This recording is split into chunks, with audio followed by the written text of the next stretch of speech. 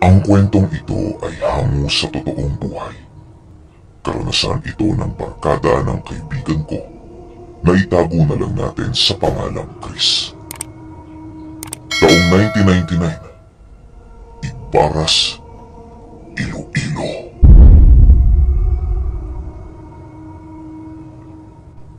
Itong mga panahong ito, kasalukuyang merong pwesto ng tindahan ng isda sila Chris sa isang lugar sa Ibaras. Bale, yun lang kasi ang kanilang hanap buhay na siyang nagtataguyod sa kanilang pang-araw-araw. Itong pamilya nila Chris ay merong kilalang matandang lalaki na tinatawag sa pangalang Lolo Makmak. Matapos ang pangyayaring merong nagnakaw sa matanda ng pera, ay naging malapit na dito si Chris. Palagi niya na itong nakakausap kapag sila ay umuuwi galing sa isang trabaho. Labis na nag-aalala ang ama ni Chris sa matandang yon, gawa ng nag-iisa lang ito sa buhay. Wala na itong ibang naaasahang kadugo, at tanging sarili niya lamang ang kanyang nasasandigan sa lahat ng oras. Dahil sa sitwasyon ng matandang yun, ay napagdesisyonan ng pamilya nila Chris na ituring na kadugo nila si Lolo Makmak. Ang nakakapagtaka lang sa matandang yun ay walang nakakaalam ng buong pagkatao nito. Ni ang matatandang naninirahan sa kanilang barangay ay walang nakakakilala sa pamilya ni Lolo Makmak. Napagkakamalan na nga itong dayo sa lugar ngayon, pero ayon sa kanya, isa siya sa mga lokal na nanirahan dito. Kahit ilang beses nang tanungin nila Chris si Lolo Makmak, ay hindi nito sinasabi ang kanyang pinagmulan at kung anong taon siya isinilang. Ang tanging naririnig lang nila Chris sa tuwing kinakausap nila ito ay, "Nakalimutan ko na eh." Isang araw, pagka-uwi nila Chris galing ng kanilang tahanan, agad naman itong inutusan ng kanyang ama na dalhan ng ulam si Lolo Makmak. May dala na kasi silang lutong ulam noong mga oras na yon. Kaya agara naman itong hinati ng kanyang ama upang ipadala ang iba sa matandang tinuturing nilang kadugo. Di kasi yun natitiis ng mga magulang ni Chris dahil sa mabuti ang pakikitungo nito sa kanilang pamilya. "Chris, bumalik ka kaagad ha. Marami pa tayong gagawin dito sa bahay." Wika ng ama ni Chris sa kanya.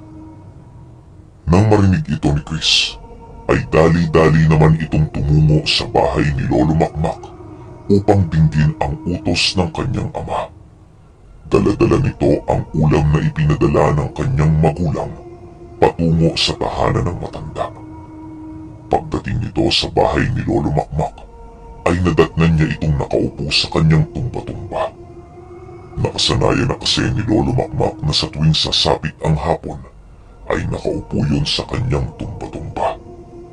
Bale, yun kasi ang pamamaraan ng matanda upang makatulog ng matiwasay sa bawat hapon.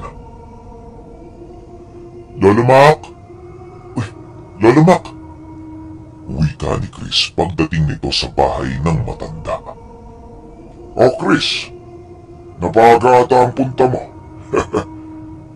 Sagot naman ito sa kanya. Ito ho Lolo Mak, ulam. Pinadala po ni tatay." Sagot naman ni Chris. Matapos maiabot ni Chris ang dala nitong ulam, ay agad naman itong pinapasok ni Lolo Mak sa kanyang bahay. Dahil sa nais mapalapit ni Chris sa matandang yun, ay nanatili muna ito sa tahanan ng matanda upang makausap yun sa iba't ibang bagay na maaari nitong matalakay. Kung hindi ninyo na itatanong, itong si Lolo Makmak ay may katandaan na. Magpipitumput-walong taong gulang na siya ayon sa kanya. Ang nakakapagtaka lang sa matandang yun ay ang lakas nitong taglay na hindi normal para sa edad niya. Nakakaya din itong maglakad ng malayo ng walang pahinga. Ayon din sa kanya na sa buong buhay niya ay hindi pa siya nakakaranas ng kahit na anong sakit sa kanyang katawan. Kahit nasa ganoong edad na ito, ay nakakaya pa nitong mag-ehersisyo. Maliban pa dyan ay ang kakayahan nitong pumiyak ng nyog gamit lamang ang dalawang kamay nito. Di talaga mawari ng pamilya nila Chris kung anong nilalang ba ang matandang yun. Kahit ang ama ni Chris na merong alam sa lihim na karunungan, ay nakakapagtakang hindi nito maunawaan o malaman man lang ang sikretong tinatago ng matandang yun. Pagbalik ng matanda sa kinaroroonan ni Chris, ay agad din naman itong umupo sa kanyang tumba-tumba. Matapos nitong makaupo ay agad din namang nagpaalam si Chris upang umuwi na. Pagtayo nito, ay agad din naman itong pinigilan ni Lolo Mac na para bang meron itong nais ipahatid na mensahe sa kanya. Chris, dito ka muna. Meron lang akong nais ikwento sa'yo. Wika nito kay Chris. Sige ho, Lolo Mac. Sasabihan ko na lang po mamaya sila tatay. Sagot naman ni Chris dito.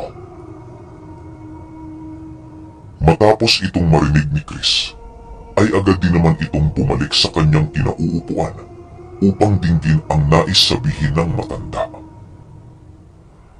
Marahil ay nagtataka ka iyo sa akin.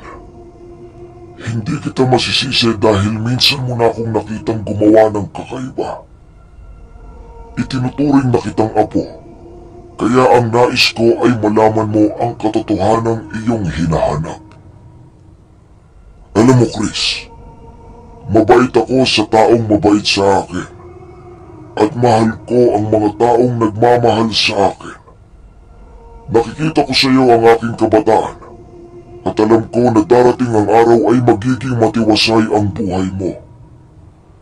Nais kong mamulat ka iho sa hiwagang mundong iyong ginagalawan. Ayokong dumating sa puntong malinlang ka ng ibang nilalang na siyang magpapariwara sa buhay mo.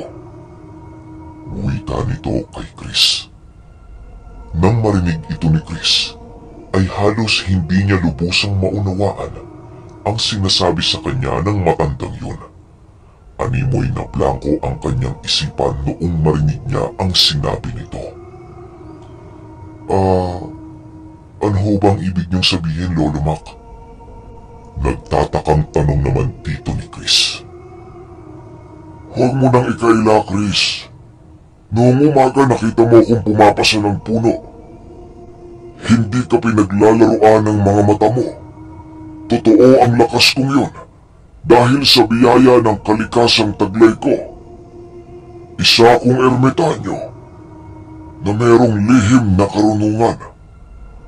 Karunungang ni minsan sa buong buhay mo ay hindi mo lubos akalaing totoo.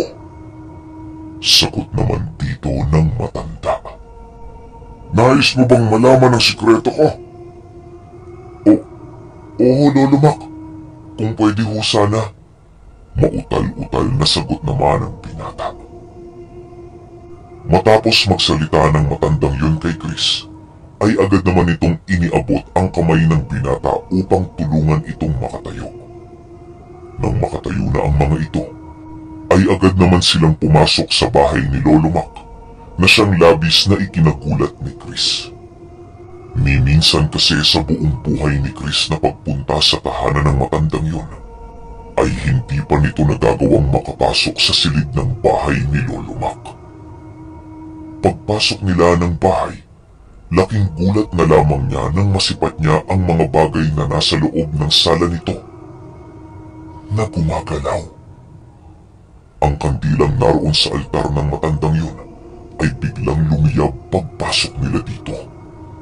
Naaktuhan din si Chris na ang mga ibang gamit ni Lolo Mac na gumagalaw ng bahagya upang maisaayos nito ang kanilang mga posisyon. Animoy ang lahat ng bagay na naroon sa bahay na yun ay merong kanya-kanyang buhay. Nang masilayan ito ni Chris, ay halos kumaripas yun ng takbo makaalis lamang sa bahay na yun. Paglapit nito sa pintuan ng bahay ni Lolo Mac, ay laking gulat na lamang nito nang nasipat niyang naghihintay na sa kanya ang matanda sa pintuan ng bahay nito. "Huwag kang mag-alala, Chris. Mga mababait ang nilalang na yan. Ang iyong mga nasisilayan ngayon ay isa pa lamang sa mga abilidad kong taglay. Huminahon ka't mauunawaan mo ang lahat," wika ni Lolo Mac. Lolo Mac, ano po ba kayo?" Takot na tanong naman dito ni Chris. "Isang normal na tao lang din ako, Chris. Sa paglipas ng panahon ay palipat-lipat ako ng tahanan upang maging payapa sa bawat panahong dumaraan," sagot niya sa binata. Nang marinig ito ni Chris ay halos hindi siya makasagot sa mga sinabi nito. Animoy ang pinagsasasabi ng matandang yun ay napakalayong mangyari kung iyong iisipin.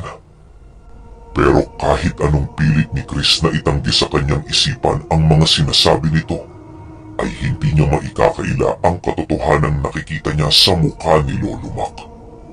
Natigilan pa si Chris ng bahagya matapos niyang marinig ang sinabi nito dahil sa pagkamangha. Matapos mahimasmasan ni Chris, ay agad din naman itong pinainom ng tubig ni Lolo Mac. "Kung hindi ka pa rin kumbinsido sa mga sinasabi ko sa iyo, iho, ay lumabas ka bukas ng umaga, mga bandang 3:00 sa iyong tahanan," wika sa kanya ni Lolo Mac. Matapos nitong makapagwika, ay agaran din naman ang pagmemeryenda nilang dalawa. Ilang minuto lang ang lumipas at pinauwi na nga ni Lolo Mac ang binatilyo. Pagdating ni Chris sa kanilang tahanan, ay nakakapagtakang hindi siya pinagalitan ng kanyang mga magulang. Ni salita na galing sa mga ito ay wala itong nabitawan sa kanya. Nag-aktong normal lang naman si Chris noong mga panahong yun, sa kadahilan ng masyado ng napakaraming nangyari sa loob ng mismong araw na yun. Animoy, hindi na nito pinaniniwalaan ang lahat ng bagay na kanyang nasilayan. "Oh, Chris, akala ko nasa banyo ka. Pahinga ka na muna dyan, dahil alam kong pagod ka. Ang sipag-sipag mo kanina eh," wika ng ama ni Chris pagpasok nito sa kanilang bahay. Nang marinig ito ni Chris, ay hindi siya makapaniwala sa sinabi nito. Animoy merong isang nilalang ang pumalit sa kanya habang wala pa siya sa kanila. Nais pa sanang magpaliwanag ni Chris sa kanyang ama, pero hindi na lamang ito nagsalita dahil sa gulong-gulo na ang kanyang isipan. Sumapit ang nakatakdang oras na sinabi sa kanya ni Lolo Mac, ay naroon na si Chris sa labas ng kanilang tahanan na naghihintay.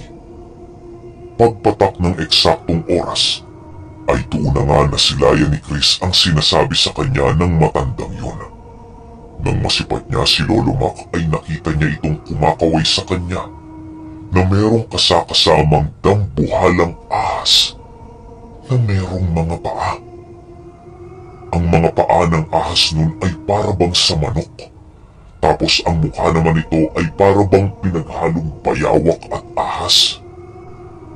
Nakalitaw ang nilalang na yun sa likuran ni Lolo Mac habang kumakaway ang matanda sa kanya. Ayon kay Chris, na nasipat niya ang matandang yon na merong mga lumiliwanag na mga simbolong nakaukit sa balat nito. Maliban sa mga simbolong nagliliwanag, ay sinasabayan din ito ng pag-asul ng mga mata ng matandang yon. Nang masilayan ito ni Chris, ay halos hindi siya makagalaw sa kanyang kinatatayuan dahil sa takot. Ilang minuto pa ang lumipas ay biglang nanlambot ang kanyang katawan na siyang naging sanhi upang humandusay siya sa lupa. Agad din namang naglaho ang matandang yun matapos mawalan ng malay ni Chris. Kinaumagahan, bumili ng isda si Lolo Mac sa kanilang tindahan na parabang walang nangyari. Di naman dito nakatingin ng diretso si Chris dahil sa sobrang pagkamangha nito sa matandang yun. Nang makabili na si Lolo Mac sa kanila, ay hinawakan lamang nito ang ulo ni Chris at agad din namang lumisan.